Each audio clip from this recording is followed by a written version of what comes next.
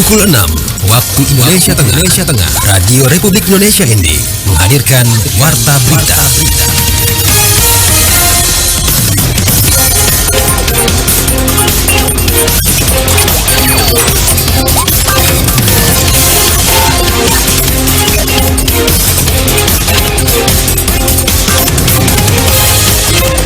Saudara, selamat pagi. Anda mendengarkan Warta Berita Daerah RRI ND edisi Kamis 24 Juli 2025. Sari Berita. Wakil Menteri Perdagangan dorong ekspor perikanan dan UMKM. Lebih dari 14.000 warga Manggarai manfaatkan program pemeriksaan kesehatan gratis. Inilah berita selengkapnya bersama saya, Antonia Nona.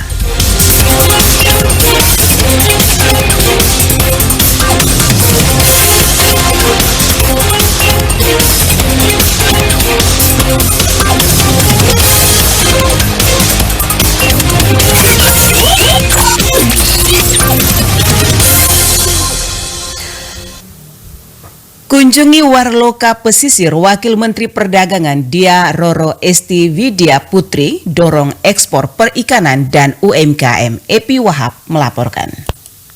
Wakil Menteri Perdagangan Dia Roro Esti Widya Putri melakukan kunjungan kerja ke Labuan Bajo, Kabupaten Manggarai Barat, Nusa Tenggara Timur pada 22 hingga 23 Juli 2025. Salah satu agenda pertama kunjungan tersebut adalah berdialog langsung dengan masyarakat di Desa Warloka Pesisir yang memiliki potensi besar di sektor perikanan dan usaha mikro kecil dan menengah atau UMKM. Dalam dialog tersebut, Wamen Dia Roro menegaskan komitmen Kementerian Perdagangan untuk mendorong perkembangan potensi ekspor produk perikanan dan UMKM lokal melalui kerjasama erat dengan pemerintah daerah. Kami Kementerian Perdagangan datanglah ke NTT, ke Labuan Bajo. Yang pertama ini menjadi komitmen kami untuk bagaimana Indonesia Timur itu bisa semakin maju.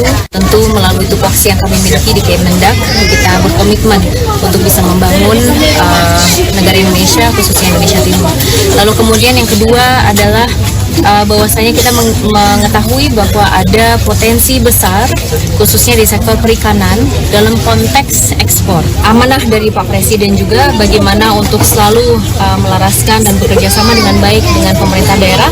Di sini saya dengan Bapak Wakil Bupati sangat senang bisa berada di Desa Warloka, di mana di sini pun kita juga mendapatkan cerita tentang UMKM dan bersinergi agar bagaimana caranya UMKM di Desa Warloka ini bisa semakin berkembang. Dia juga menambahkan untuk merealisasikan komitmen tersebut, sinergi antara pemerintah pusat dan daerah menjadi kunci penting. Kolaborasi ini diharapkan mampu mendorong pertumbuhan UMKM lokal agar dapat bersaing di pasar nasional hingga internasional. Dan khusus bagi UMKM yang siap ekspor, kita akan mediasi juga karena Kementerian Perdagangan ada perwakilannya di 33 negara dan kita sangat sering bahkan setiap hari melakukan business matching. Jadi para pelaku usaha UMKM kita pertemukan dengan potensi buyer yang ada di luar negeri secara online biasanya. Ya, jadi kan menghemat cost ya, biaya juga di situ. Tapi intinya adalah goalnya gimana agar produk-produk Indonesia dalam negeri kita bisa semakin mendunia. Nah, ini menjadi salah satu target kami di Kemendak. Wamen Dia Roro juga menyampaikan bahwa salah satu target Kementerian Perdagangan adalah menjadikan produk-produk lokal khususnya dari NTT mampu menembus pasar ekspor. Dengan demikian potensi daerahnya tidak hanya memberi dampak positif di tingkat lokal, tetapi juga memperkuat posisi Indonesia di pasar global. Dari Labuan Bajo, Epi Wahab melaporkan. Dinas Kesehatan Kabupaten Manggarai mencatat kemajuan signifikan dalam program pemeriksaan kesehatan gratis hingga pertengahan Juli 2025. Lebih dari 14.000 warga telah memanfaatkan layanan ini. Selengkapnya Ferry Soo melaporkan.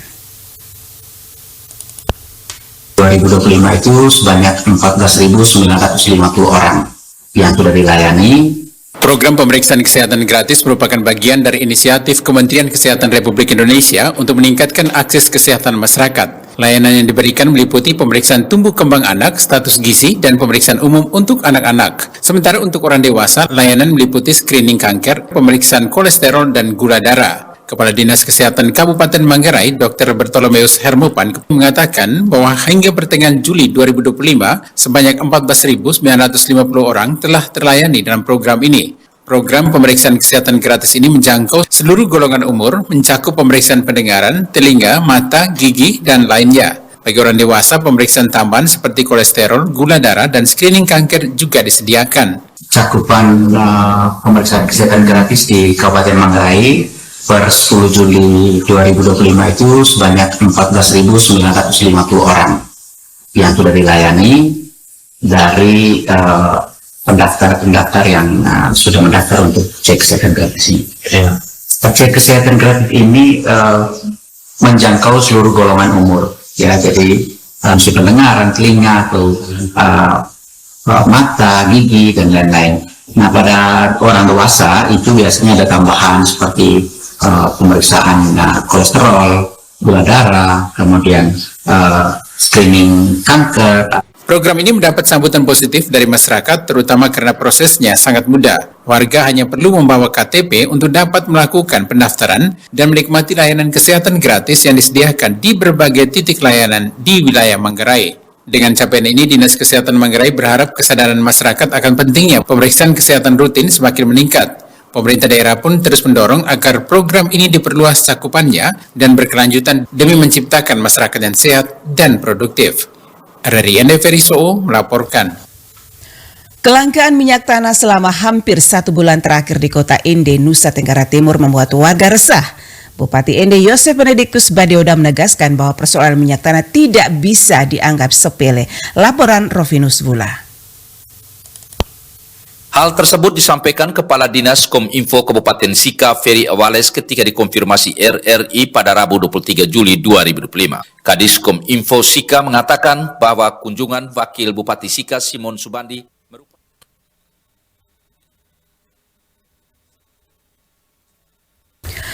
Kami beralih ke berita selanjutnya. Komunitas anak cinta lingkungan ACIL Kabupaten Ende terus memperluas kolaborasi dalam program Bank Sampah berbasis sekolah. Laporan Suimam.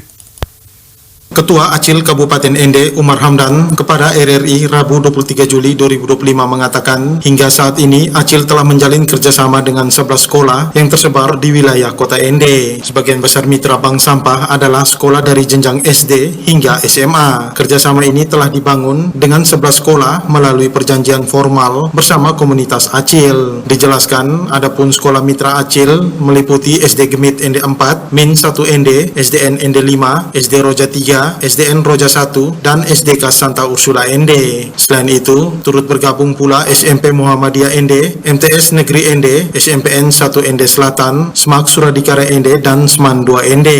Menurutnya, program ini menjadi sarana edukasi konkret dalam pengelolaan sampah di lingkungan sekolah. Selain mengajarkan pemilahan dan daur ulang, siswa juga belajar tanggung jawab menjaga lingkungan sejak dini. Program bank sampah sekolah ini sangat bagus sekali. Selain kita memberikan edukasi tentang pengelolaan sampah yang tepat guna, selain itu juga menjadi pembelajaran yang konkret buat siswa sekolah, karena bagaimana siswa yang di sekolah mereka mendapatkan pengelolaan sampah yang tepat guna. Selain menjadikan sampah itu untuk ditabung, selain itu juga pembelajaran yang konkret buat mereka dalam hal mendaur ulang sampah, pemahaman tentang mendaur ulang sampah. ACIL berharap sekolah-sekolah lain di wilayah kota Ende segera menyusul untuk menandatangani MOU program bank sampah. Menurut Umar, kolaborasi ini penting sebagai upaya membentuk budaya peduli lingkungan di kalangan pelajar. Ditambahkan, bank sampah sekolah dinilai sebagai inovasi yang efektif dalam membangun kesadaran ekologi yang berkelanjutan. Program ini mengintegrasikan pembelajaran praktis dan kontribusi nyata siswa terhadap lingkungan hidup.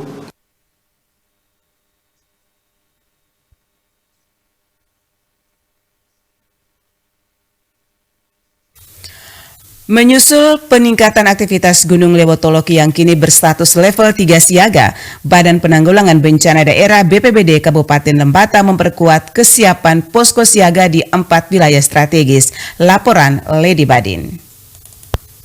Kepala Pelaksana BPBD Lembata, Andres Koban menyampaikan bahwa pengaktifan rantai komando dan sistem siaga telah dilakukan untuk memastikan respon cepat jika aktivitas vulkanik meningkat. Keempat posko siaga tersebut tersebar di Kecamatan Ile Ape Timur, Nubatukan, dan Lebatukan. Setiap posko diperkuat dengan 20 seksi penanganan yang mencakup logistik, air bersih, dapur umum, layanan kesehatan, khususnya penanganan ibu hamil dan lansia, serta pengelolaan data dan informasi.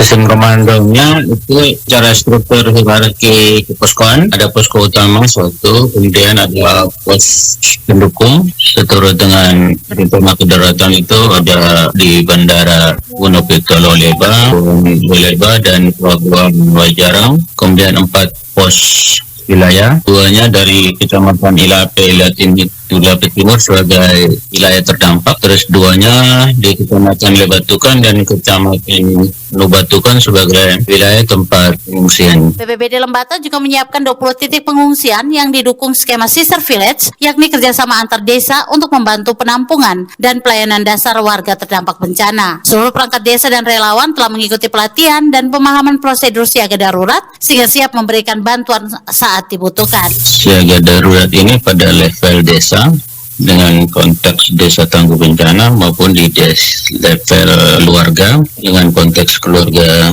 tangguh bencana atau katan. Jadi berharap semua berada dalam mode siaga dengan konsekuensi dari kenaikan level ke level siaga dengan kondisi evakuasi yang harus mengitari gunung dengan armada laut yang kurang memadai, bahwa pilihan kita adalah siap siaga yang lebih benar-benar disiapkan. Meski belum ada perintah evakuasi massal, Andries mengimbau masyarakat tetap tenang mengikuti arahan resmi dan tidak mudah terpengaruh informasi hoaks yang beredar di media sosial. Pemerintah daerah terus memantau perkembangan situasi melalui laporan harian dari Pusat Vulkanologi dan Mitigasi Bencana Geologi serta pos pengamatan gunung api. RRI ND Lady Badin melaporkan.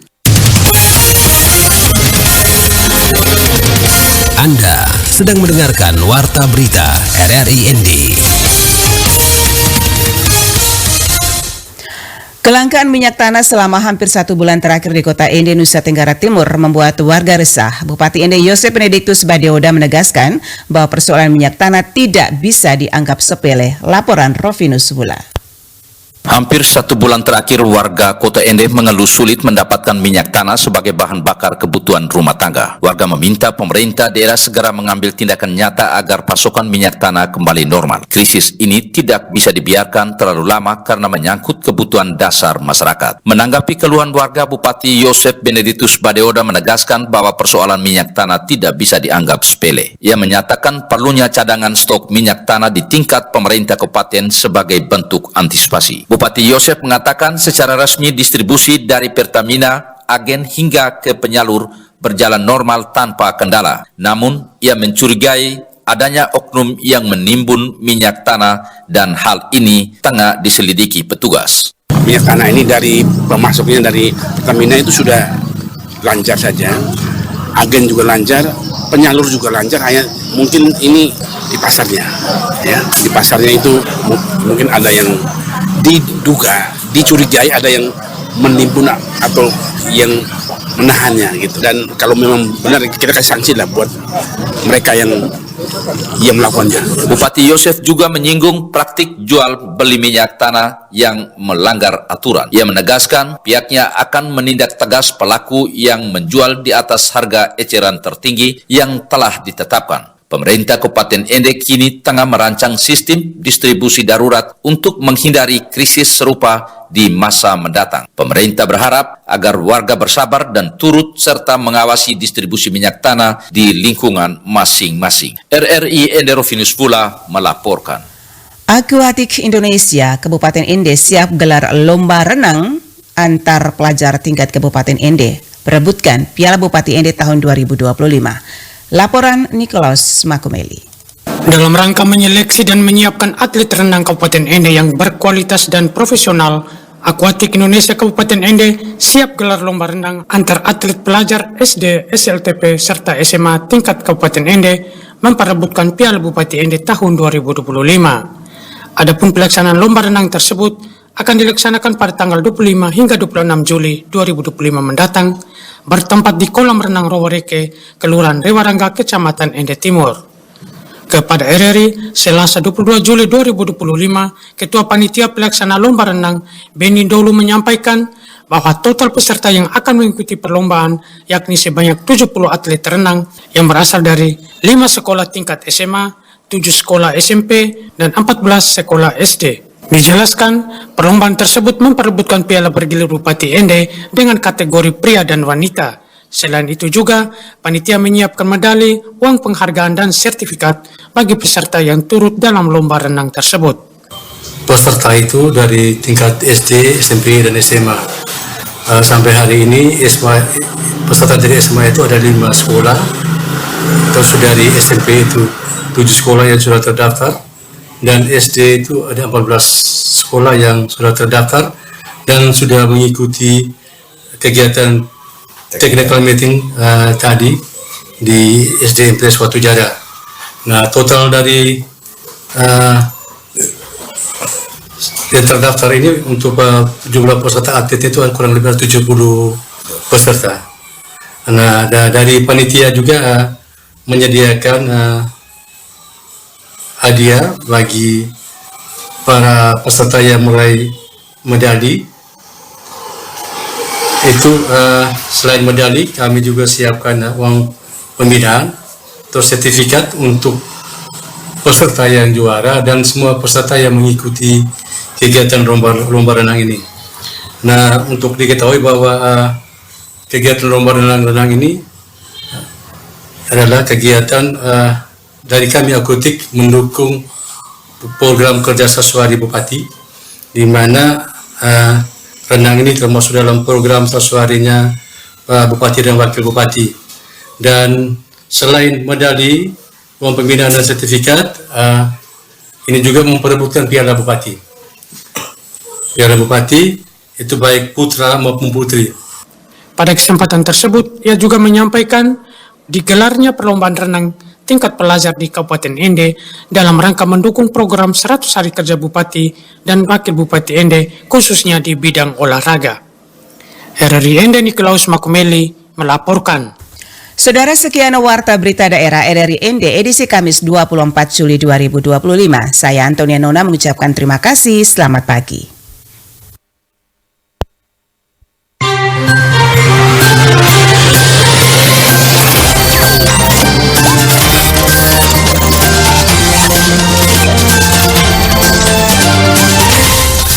Terima kasih Anda telah mengikuti Warta Berita RRI ND.